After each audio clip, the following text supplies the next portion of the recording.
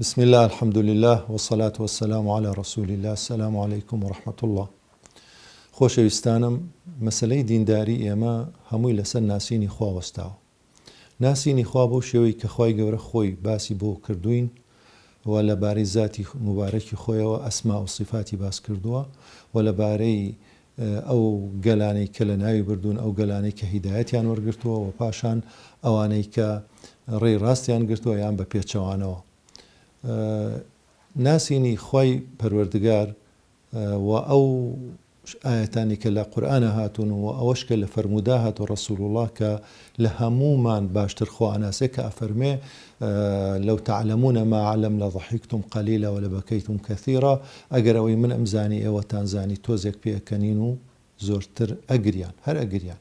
ئێمە بەعەکسەوە ئەگەر جاروبارێ بگرین، ئەوش ئەوانەمان کە گەیشتونەتە دەرەجەیەک ئەجینا زۆربەی کات پێ ئەکەنین، یعنی لاهین غافلین تر چۆن حسابیەکەی خەریکی لە هولعبین. ئەوە نەتیجەی نەناسینی خوایە. مەسەلەن ناکرێ ئێمە خۆمان شتێ داڕێژین لە مێشکمانە یا خۆمان تەسەوراتێکمان هەبێ کە لەبارەی خواوە و تەعاملکەین بەو شێوەیە. ئەبێ بەو شێوەیە بێ کە حەقیقەتەکەیە کە خوای گەورە خۆی باسی کردو. بۆ نمونە عەرەب خۆ ئیمانیان بە پێغەمبەر بە خوا بوو کە قورآنە فەرمی وەلئین سەألتەهم من خەلەق السەماوات والأرض لەیەقولون الله، خوا دروستی کردووە. بەڵام کێشەکە لە چیا بوو؟ لە هەڵە لە ناسینی خوا. ئاهاتن بتێکیان ئەپەرست، ئەم بتانەیە 360 بتیان هەبوو، هەر هۆزە بتێکیە بوو لە دەوری کەعبە کە ئەم بتانەیان ئەپەرست ئەیانوت ئەوانە بۆ ئێمە شەفاعەتکارن، ئەوانە لە بینی ئێمە و ڕەب العالەمینان، ئەوانە قوربانیان بۆ ئەکردن یا بە پیرۆزیان ئەزانین. ئالێرە کە قورئان چەند ئاەت تەئکید دەکاتە سەر ئەوەی کە الله لا إله إلا هو الحي القيوم لا تأخذه سنة ولا نوم له ما في السماوات وما في الأرض من ذا الذي يشفع عنده إلا بإذنه. دائما تأكيد دەکاتە سەر شەفاعەت. کەس ناتوانێت شەفاعەتکە ئیلا مەگەر خوا خۆی ئیزنی بات. ئەم بتانە ئێوە کێ ئیزنی پێداون کە شەفاعەتکەن؟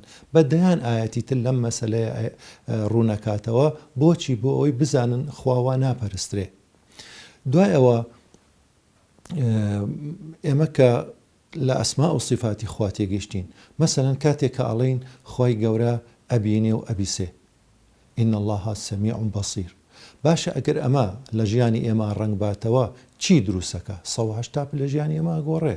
ئێمە ناتوانین ئەگەر بەو شێوەیە خوامان ناسی بێفەرمانی ئەو بکەین، پێخواردانین، زوڵم بکەین، شتێ بکەین کە خوا پێی ناخۆشە.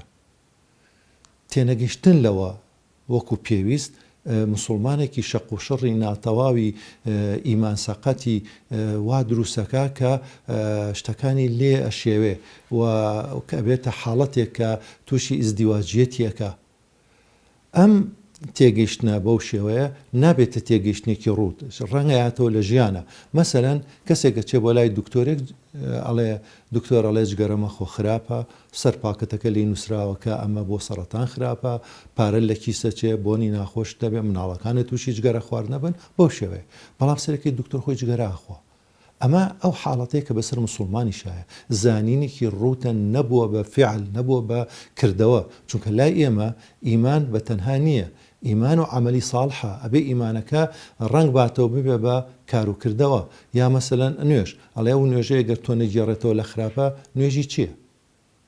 یعنی ئەوەی کە نوێژەکانی نایگێڕێتەوە لە خراپە و لەوانە نوێژەکە هەر بۆ خۆی ئەیکا، یا ئەوەی کە بە ڕۆژوو ئەبێ ئەگەر لە خراپە و قسەی خراپ و لە شتی خراپ نەیگێڕێتەوە هەر برسێتەکەی بۆ ئەمێنێتەوە.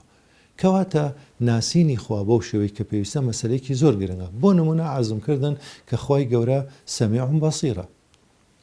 دەی ئەبێ بزانین کە خوای گەورە لا يعزب عنه مثقال ذرة في الأرض ولا في السماء. نە ئارز لە ئەرزە نە لە ئەسمانە یاک مسقالە زەڕەی لێون نابێ. ئەگەر لەمە تێگەیشتین ئەوسا ئێمە شەرمەکەین لە خوا، چونکە 124,000 پێغەمبەر هاتون سەڵات و سەلامی خوایان لەسەر بێ وەکو ئەوترێ، هەمووی ڕەسوول الله فەرمی یەک دێڕیان لە پاش بەجێماوە. ئەویش چییە؟ ئیذا لەم تەستەحی فەصنع ما شئت. ئەگەر شەرم ناکەی لە خوا بڕۆ چیەکەی بیکە. چۆن شەرم کەین لە خوا؟ پێویستە و حاڵەتەمان بۆ دروست بێ. ئەن تعبد الله كأنك تراه فإن لم تكن تراه فإنه يراك. بەڵام ئایا چەند لە ئێمە چەند لە مسلمانان گەیشتونەتە ئەوەی کاسکەن خوا بینن ئەگەر خوا نابینی خۆخواتەوە بینێ ناسینی خوا بەو شێوەی کە پێویستە مەسەلەیەکی زۆر زۆر گرنگە کاتێک گەڵێن کە خوا سەمیع و بەسیرە کە شەرمی لێ بکەین و پێغەمبەری خۆشمان وەکو پێغەمبەرانی تر بۆ ئەوە هاتووە کە ئێمە شەرم بکەین بۆیە ئەفەرمێ هیچ نەبێ شەرم کەن لەخوا بەقەدەر ئەوەندەی کە شەرمەکەن لە دوو گەورە پیاوی عەشرەتەکەتان ئەم شەرمکردنە کارێک ئەکا کە ئینسان دەست بجێڕێتەوانێ يستخفون من الناس ولا يستخفون من الله وهو معهم إذ يبيتون ما لا يرضى من القول شرم لخلق كان لخلق يشارنوانه حذر كان كشي شرم لخوانا كان لكاتك أو لقل يعني خورنا بشركة تو بتواني لي بشاري تو رنا بشركة بزرو كشي تو أبينه رنا قصيب كي توانا بالطبيعي بس خواي جورا أتبينه أزاني لنا وناخته شيء يعلموا أن الله يعلم ما في أنفسكم فاحذروه بزان خو أزاني شي لنا وناخو نيتي أوايا حقاتنا لخوتان به يعني كاتي إما حج عبادتك نوێژ یا ڕۆژوو یا هەرشتێکی تر لەسەر نیەت نەوەستەوە إنما الأعمال بالنيات نیەت ئەوە نیە لە ناو ناخی ئەمە خەیاڵی ئەمایە يعلم السر وأخفى خو ئەزانێ نهێنیت کەسە من لەگەڵ هەر کەسێک شتێک بڵێم با نهێنی بێ ئەوە نهێنیەکە لە بینی دوو کەسە بەس لەوە نهێنیترەوەی بەس لە دڵی خۆمایە کەس نازانێت ئەمە مەسەلەیەکە کە دینداری پێدا ئامەزرێ ئەمە مەسەلەیەکە کە پلەی ئیحسانە ئەبێ هەوڵبین بیگەینێ دۆستێکم هەیە ئەم دۆستەم پیاوێکی بۆ خوا سوڵحاوە زۆر جار خەو بە ڕەسوول الله بینە صلی الله عليه وسلم 56 مناڵی بێ باوکی لایە بەردەوام ساڵانە جارێک مەسەلەن لەگەڵ خێزانەیە ماڵ بە ماڵ ئەگەڕێ بزانێ وەزیان باشتر نەبووە تحقیق بکە بزانێ مستحقن یا مستحقنی لەم ماوەیە کە گەڕابوو هەمووی گەڕابوو ئەچێتە ماڵەکان دوای ئەوە ئەچێتە دەرودراوسەکانیان پرسیارەکە ئەو ماڵە مستحقن دوای ئەوە ئەچێتە دوکانی گەڕەکەکە پرسیارەکە ئەو ماڵە چۆن شتەکڕن ئیتر هەمویان ئەمانە کۆ ئەکاتەوە بۆی بزانین ئیتر خۆ لەوە زیاتر چی بکە هەوی بۆ دەرنایەنێ خۆ چی لەیەکی لەوە زیاتر هەر ئەوە تحقیقە کرێ پاشەوەی هەمووی تەواوەکە ئەوانی کە نامستحق بوون لای بردووە ئەوانش کە بە حسابی خۆی مستحقن هێشتونێتەوە شەوێکیان خەو بە ڕەسوول الله بن صلی الله عليه وسلم ئەفەرمێ ئادی بزانم چیت کرد والله يا رسول الله مال بمال شوم لەگەڵ خێزان ما و تحقیقم کردو ئەوەی کە زانی بێتە مستحقنێ لام بردوش کە مستحقی هێشتومەتەوە فەرمووی پیا بچۆرەوە بەسەر چاو پیاچم دووسێ ڕۆژ مەشغوڵە بێ دوای مەشغوڵێتەکە دیسان دەست پێ بکاتەوە ئیتر بڵێن هەریەکەی لە گەڕەکێ ڕەنگە هەندێکی لە دەرەوەی شار بێ ینی زەحمەتێکی زۆرە کردوشێتی لەوە زیاتر خۆ تو چیەکەی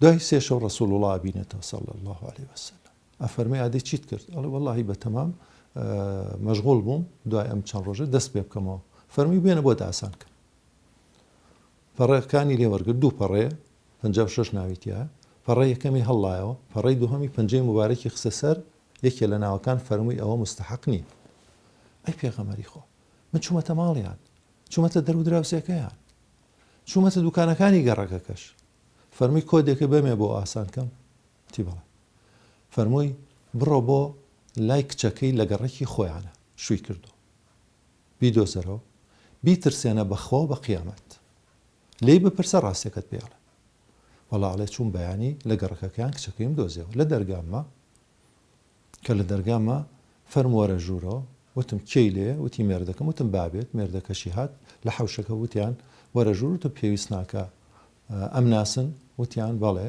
یارمەتی دایکمانەی خێرە بنووسن وتی پێم وتم